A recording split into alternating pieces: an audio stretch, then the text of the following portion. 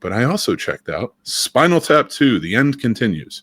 I will tell you, this is one I was not really expecting to like. I really do enjoy the original, but it's not like one of my favorite movies of all time. I appreciate all of Christopher Guest's comedies. I think he does such a great job, and his characters in this and Rob Reiner's direction, the original, really is something that is special and timeless that sticks out to you, and their jokes lands. Like where I was talking with the Baltimoreans before, the jokes were fun at times, but they didn't really land or keep you wanting to be involved, or they kind of got overturned later. This Spinal Tap 2, it's almost like they didn't miss a beat. It's 40 plus years later, and they're all back for it, and it is a great time.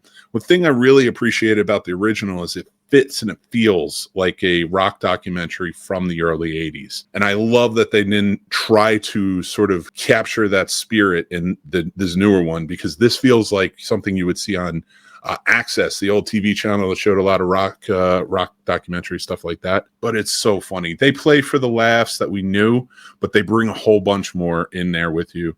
It has a really good time. Really good cast comes about. It's cool to see a lot of the rock stars that after the first one came out said that this was like one of their favorite movies show up in this one and kind of play off the characters.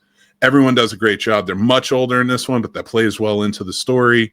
But they do not miss a beat with their comedy. It really does work. I like this. Some of the pacing in it can be a little bit slow, just like the original, trying to hit home.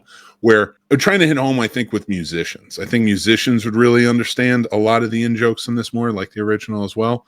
But and that's where I think it dragged a little bit for me. But overall, I thought it was funny. I thought Christopher Guest did an amazing job in this movie.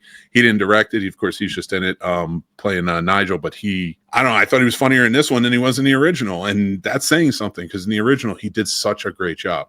Rob Reiner leads the charge. He does good direction in this. He seems to know exactly what he was supposed to do in terms of the look, the style, and the story they were going for. I appreciate that.